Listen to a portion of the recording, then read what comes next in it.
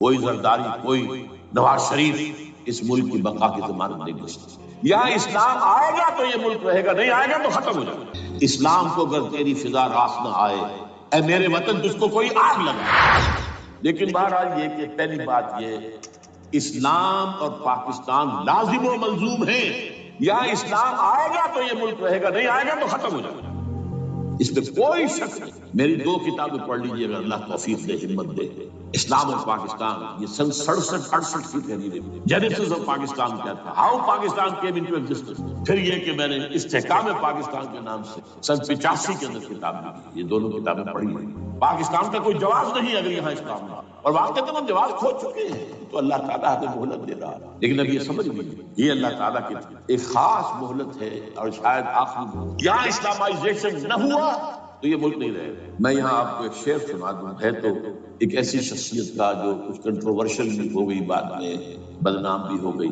ایک زمانے میں جماعت اسلامی کے بڑے مخصوص کارکن تھے وہ مولانا قاسم، انہوں نے ایک بڑا تلخ شعر کہا، اسلام کو اگر تیری فضا راس نہ آئے، اے میرے وطن تجھ کو کوئی آگ لگا۔ ہمیں اسلام چاہیے، اور اسلام نہیں آئے گا تو یہ ملک نہیں۔ کوئی زرداری، کوئی نواز شریف اس ملک کی بقا کی ضمانت نہیں۔ اس کی بقا ہے اگر تو اسلامائزیشن۔ 61 سال کی ہماری بے وفائی اللہ کے ساتھ کیے ہوئے وعدے تھے، اس کا ایک عذاب ادنا ہم جھیل چکے۔ 71 یاد کی سن 71 پاکستان 2 لخت، 94,000 مسلمان پاکستانی بھارت کی قید میں بھیڑوں بکریوں کی طرح ہانک کر لے جائے گئے، ٹرکوں میں بھر بھر کر، جیسے کہ ڈیرہ غازی خان سے بھیڑیں بکریاں آتی ہیں لاہور میں ذبح ہونے۔ کنسنٹریشن کیمپ ہمارے ٹائیگر نامی جرنیل نے پیش کیا اپنا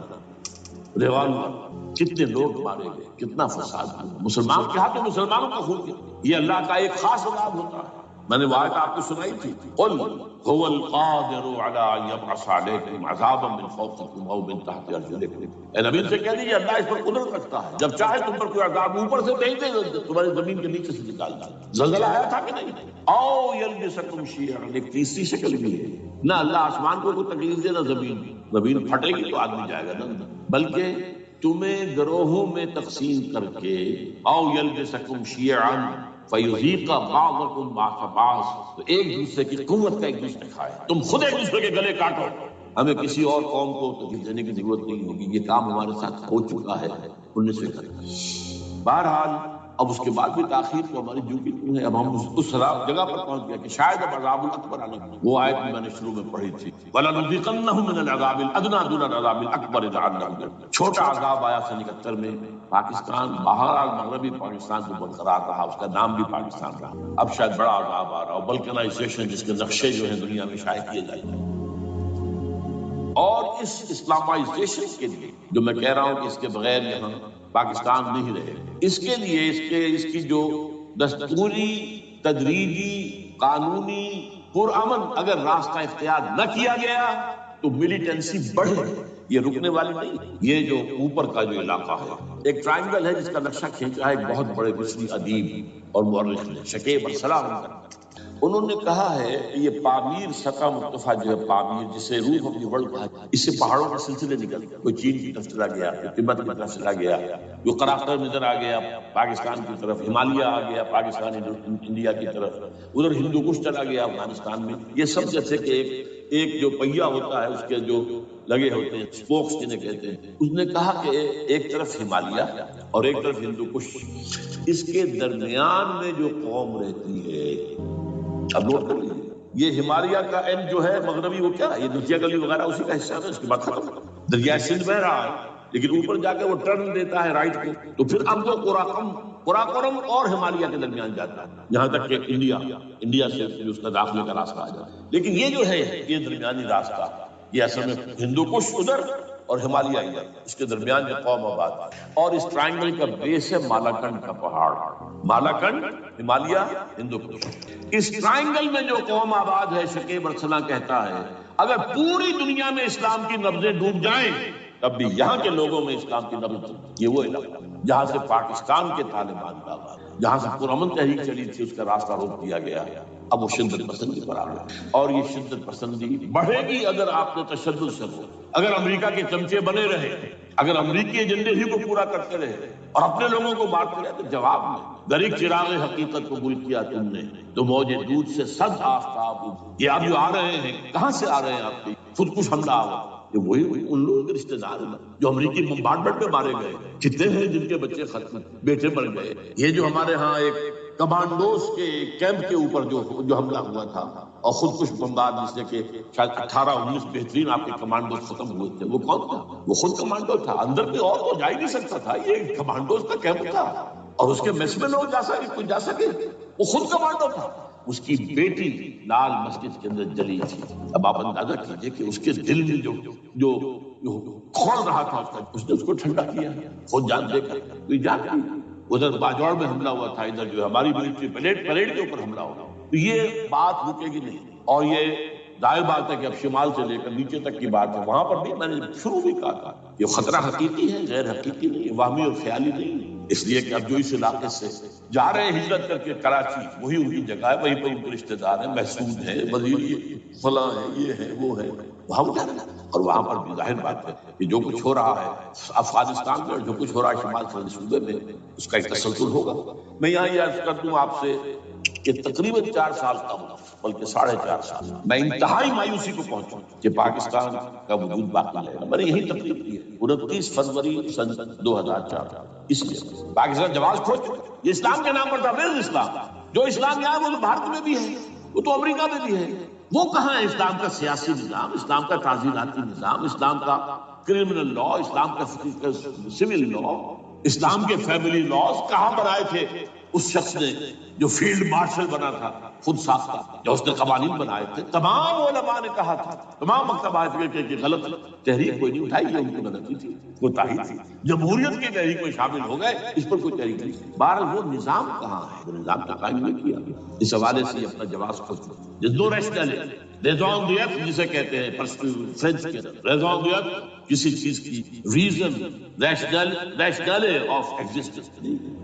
اس کے بعد یہ کہ پچھلے سال سے کچھ مایوسی میں number 1 chief justice of Pakistan Iftikhar Ahmed Chaudhry کے اندر ہمت اللہ نے دی وہ کھڑا جرجیروں کے جمگھٹے کے اندر ایک سویلین آدمی جو ہے جس طرح کا مرعوب ہو سکتا ہے آپ اس کا اندازہ کریں اور اس کے بعد اسپونٹینیس موومنٹ کو کلا انہومی شے سوچ نہیں سکتے یہ موومنٹ یہ کوئی اسٹریٹ ارچنز کی چلائی ہوئی نہیں یہ ہمارے یہاں کے گاموں ماجور کی نہیں بلکہ یہ تو پڑھے لکھے لوگ وکیل کالے کوٹ کالی ٹائیاں پہن یہ جو سختیاں جھیلی ہیں ابھی تک تو تحریک چل رہی ہے اگر وقت گزرنے کے ساتھ ساتھ اس کی وہ تیزی تندی میں تو کمی آئی ہے اور حکومت کو موقع ملا ان کے اندر کوئی رفت پیدا کرنے لیکن بہرحال ان دونوں چیز سے میری مایوسی اب دوسری بات وہ تھی 18 فروری کے الیکشن کا پرامن طور پر میں یہ سمجھتا تھا کہ جو اس کے اندر دخل اندازی ہے رگنگ ہوئی ہوئے کیسے ممکن ہے پاکستان میں الیکشن ہو اور رگنگ نہ ہو پھر تحریک چلے ہی چلے کیونکہ تحریک تو چل رہی ہے پہلے سے صرف اس کے اوپر تیل اور ڈالنا ہے اور پھر بدامنی ہوئی ہو اور پھر دونوں طرف گدھ بیٹھے ہوئے the NATO forces in the west Indian forces they will march to Pakistan اور پاکستان کے ایٹمی دانت توڑ کر Pakistan will be put at the mercy of India Bharat now do whatever you like Condoleezza Rice کا میں آپ کو بیان تک سنا چکا ہوں پاکستان کے مستقبل کا فیصلہ امریکہ اور بھارت بہرحال اب تیسری جو امید ہوئی ہے یہ کل پرسوں میں جو کولیشن جو ہے یہ ناکام ہوتی نظر آ رہی ہے لیکن یہ کہ صدر کے مواخذے پر یا صدر کے خلاف جو ایک کارروائی ہو رہی اللہ کرے کہ بھی ہو جائے یا اس سے بھی بہتر ہے کہ وہ خود ہی استعفیٰ دے کر دفاع ہو جائے بہرحال یہ کہ اس سے بھی ایک پہلو جو ہے پیدا ہوتا ہے اب یہاں اسلامائزیشن کا پرامن تدریجی اور اسلام کا دستوری اور قانونی طریقہ کیا ہے وہ طریقہ کیا ہے 1949 اور 50 میں جو عمل شروع ہوا تھا جو اس کے بعد سے آج تک جو ہے ختم ہو گیا اس کو اثر دوڑ پیچھے کی طرف گردش ایام 49 میں کیا ہوا تھا قرارداد مقاصد وہ گویا کہ پاکستان میں نظام خلافت کی جڑ تھی جو رکھ دی گئی تھی کہ sovereignty belongs to Allah and whatever authority we have it's a sacred امانت یہ تو اصل استعمال کی جائے گی یہ قوت کتاب و سنت کے دائرے کے اندر this is خلافت in essence it is خلافت کی بنیاد رکھ دی اس سے پہلے 48 میں سن 47 کی ایک تقریر کی وجہ سے جو غلط فہمی پیدا ہوئی تھی قائد اعظم کی 11 اگست کی اس کا انہوں نے کراچی کی ہائی کورٹ بار ایسوسی میں جا کے کہہ دیا تھا کچھ لوگ شرارت کے ساتھ یہ پروپیگنڈا کر رہے ہیں کہ پاکستان میں دستور شریعت پر مبنی نہیں ہوگا، یہ فتنہ ہے، غلط کہہ رہے ہیں، نفی کر دیا۔ اب یہ دوسری بات ہے کہ اندھوں کے اندھے جو ہیں وہ اس 11 اگست کی تقریر کو لیے پھرتے ہیں اس کے ایک جملے کو، اور یہ اتنی کھلی بات جو کی شریعت کا لفظ، شریعت پاکستان کا دستور جو سمجھتا ہے کہ شریعت پر نہیں مبنی ہوگا وہ غلط کہتا ہے، وہ شریر ہے، شرارت پیدا کر رہا ہے، یہ قائداعظم کا الفاظ ہے۔ بہرحال اس کے بعد ایک عمل کیا ہوا تھا سن 50 میں، یہاں کے سیکولر عناصر نے ایک بڑا شور مچایا، کس کا اسلام لاؤ گے؟ شیعہ کا، سنی کا، دیوبندی کا، بریلوی کا، وہابی کا، کس کا اسلام؟ اللہ تعالیٰ غریب سے رحمت کرے ان بزرگوں کو، پاکستان کے تمام مذہبی مکاتب فکر کی ٹاپ کی قیادت جمع ہوئے کرا، شیعہ، اہل حدیث، بریلوی بھی، دیوبندی، 31 علماء، جماعت اسلامی، مولانا مودودی بھی اس میں، انہوں نے 22 پرنسپلز ایگریڈ اپون، دستور بنانے کے لیے 22 پرنسپلز ہیں، حاضر بناؤ دستور، اب کوئی دلیل نہیں، تمام مکاتب فکر۔ بعد میں ہوا کیا ہے، اس میں کس کا کتنا رول ہے، یہ بڑی درد بھری داستان ہے، میں اس وجہ کو چھیڑنا نہیں چاہتا۔ حاصل کیا ہے، وہاں سے ہمارا پروسیس ڈیریل ہوا، کچھ اپنوں کے کیے، کچھ بیرونی دباؤ، قرارداد مقاصد کی سزا دی گئی لیاقت علی خان کو، تم نے پاس کرائی ہے، اسے ایسے قتل کیا گیا کہ سراغ نہیں ملا گیا، یہ ایسے تو نہیں ہوتا، اس کے پیچھے بڑے بڑے اب اس کے بعد وہ عمل کیسے شروع ہو؟ ضیاء الحق نے جو ایک ادارہ قائم کیا تھا فیڈرل شریعت کورٹ، اصولی اعتبار سے بہترین قدم، وہ کیا تھا؟ یہ شریعت کورٹ ہے، اس میں کوئی شخص لائے پیٹیشن کہ پاکستان کا فلاں قانون جو ہے میں ثابت کرتا ہوں کتاب و سنت کے منافی ہے، یا کورٹ سو موٹے لے لے کسی بھی معاملے کو، ایگزسٹنگ جو قوانین ہیں ان پہ جائزہ لے کہ اس میں یہ پورا قانون یا اس کی یہ شک جو ہے یہ خلاف ہے، اس پر آرگومنٹ، دونوں طرف کے دلائل ہوں، علماء بھی آئیں، وکلاء بھی آئیں، بحث کریں، شریعت کورٹ کا تو میدان ہوتا کھلا، بالآخر اگر کورٹ فیصلہ دے دے کہ ہاں یہ ایگزسٹنگ قانون یا جو قانون قابل زیر غور ہے بننے جا رہا ہے یہ خلاف شریعت ہے یا جزوًا شریعت کے خلاف ہے، تو وہ اسے کینسل کر دے اور کہہ دے گی کہ اگر یہ مرکزی معاملہ ہے تو مرکزی حکومت، صوبائی معاملہ تو صوبائی حکومت، اتنی مدت میں 3، 4، 6 مہینے اندر اس کی آلٹرنیٹ لیجسلیشن کر لے، جیسے مہلت ختم ہوگی یہ قانون ڈیفنس کر دے۔ اصولی اعتبار سے اس سے زیادہ صحیح اسکیم کوئی نہیں سوچ سکتا، آج بھی میں قائل ہوں، لیکن یہ بدبختی تھی اس شخص جاؤ اس کو بالکل غیر مؤثر کرتا، 2 ہتھکڑیاں پہنا دی، 2 بیڑیاں، کانسٹیٹیوشن آف پاکستان آپ کے دائرے کار سے خارج ہے، یہ سیکریٹ کاؤ ہے، ہاتھ نہ لگا، جو جوڈیشل پروسیجرل لاز ہے، ضابطۂ دیوانی، ضابطۂ فوجداری، یہ بھی تمہارے دائرے سے خارج ہے، مالی معاملات 10 سال تک خارج، اور فیملی لاز مستقل خارج۔ اب کرنے کا کام کیا ہے؟ نمبر 1، فیڈرل شریعت کورٹ کے دائرے پر جو تحدیدات ہیں، لیمیٹیشن ختم کر دیا یکسر۔ نمبر 2، اس کا سٹیٹس کم سے کم ہائی کورٹ کے درجے کا ہو۔ نمبر 3، اس میں جید علماء کو لا کر بٹھایا جائے، ان کی میجورٹی ہونی چاہیے، وکلاء بھی ہوں، جدید تعلیم کے، جدید قانون کے جاننے والے، لیکن علماء بھی ہوں۔ اگر آپ جید علماء کو لے آئیں گے تو پھر وہ جو عام مولوی ہے بیچارہ، وہ جو پوری طرح نیم خواندہ ہے یا نیم تعلیم یافتہ ہے، یا ہمارا عام آدمی ہے جو طالبان کے انداز کے اندر وہ شدت پسندی پر آ گیا ہے، اسے یہ اندازہ نہیں ہے کہ دین میں اہمیت کیا کس شے کی اول ہے، پھر دوسری کون سی سازش ہے، کون سی ہے۔ اب اس کی بجائے علماء، جدید علماء، تمام جو ہے مسالک کے علماء میں شامل، اس کے فیصلوں پر نظر ثانی کا کھلا موقع چاہیے، ایک دفعہ عدالت فیصلہ کر دے، نظر ثانی کا موقع، اور کسی شہری کی طرف سے پیٹیشن آئے یا سو موٹو، وہ جائزہ لے اور ایک ایک کر کے قوانین جو ہے غلط ختم، ان کی جگہ پر لیجسلیشن پارلیمنٹ یا صوبائی اسمبلی کرے گا۔ کورٹ کا کام لیجسلیشن نہیں ہے، وہ یہ کہہ سکتا ہے کہ یہ بھائی یہ معاملہ جو ہے شریعت سے تجاوز کر گیا، یا فلاں جو قانون تم بنانے چلے اس کی یہ شیء جو ہے شریعت کے خلاف ہے، بس ایسا ہی نہیں۔ ظاہر بات ہے لیجسلیشن اس کا کام نہیں، لیجسلیشن جو کرے گی آپ کی نیشنل اسمبلی کرے گی، آپ کی صوبائی اسمبلی کرے گی، لیکن اس کا متبادل قانون لے آئیں اور پہلا قانون ختم ہو۔ اچھا، اس عرصے کے دوران جو کونسل آف اسلامک آئیڈیالوجی پر ارب روپیہ خرچ ہوا ہے، اس کی رپورٹوں کے انبار لگ گئے، کسی ایک سفارش کو بھی آج تک پارلیمنٹ میں پیش نہیں کیا گیا، اور اس میں جید علماء رہے اور تمام مکاتب فکر کے علماء رہے، ان کی رپورٹوں کو رفتہ رفتہ پارلیمنٹ کے سامنے لایا جائے اور ان کے ذریعے سے نئی قانون سازی کی جائے۔ اگر آپ یہ قانونی دستوری راستہ کھول دیں گے اور تجدیداً اس طریقے سے Islamisation of laws of Pakistan ہو جائے تو ظاہر بات ہے کہ پھر جو دہشت گرد ہیں، دہشت پسند ہیں، جن کو آپ خطرہ کہہ رہے ہیں، خطرہ، طالبان آ رہے ہیں، اور ڈرو اور بچو اور مقابلے کی تیاری کرو اور اسلحہ تیار کرو. اگر یہ کام کریں گے تو پھر ظاہر بات ہے کہ وہ تو فساد ہو، اور فساد کا نتیجہ کیا نکلے وہ اللہ ہی بہتر. لیکن یہ پروسیس جو میں نے بیان کیا ہے اگر اس پر عمل ہو جائے تو یہ وہ پروسیس ہے جس سے جنرل حمید گل نے کہا تھا کہ اگر ایسا ہو جائے تو یہ سافٹ ریولوشن ہو، بغیر تشدد کے، بغیر کسی ہو. اگر نیت ٹھیک ہے اور اگر یہ واقعی جیسے قائم علی شاہ نے سمجھ لیا ہے اور جیسے کہ ذوالفقار مرزا نے سمجھ لیا ہے اسلامائزیشن، اگر اس کو سب سمجھ لے، زرداری بھی سمجھ لے اور نواز شریف بھی سمجھ لے اور سب سمجھ لے، تو ظاہر بات ہے کہ پھر کسی توڑ پھوڑ کے بغیر، کسی اور بدامنی کے بغیر، کسی تشدد کے بغیر اسلامائزیشن یہاں ہو جائے تو سب کے دل خوش ہو جائیں گے اور یہ سارا جو بھی تشدد ہے، یہ دہشت گردی ہے، اس کے راستے بند ہو جائے گا.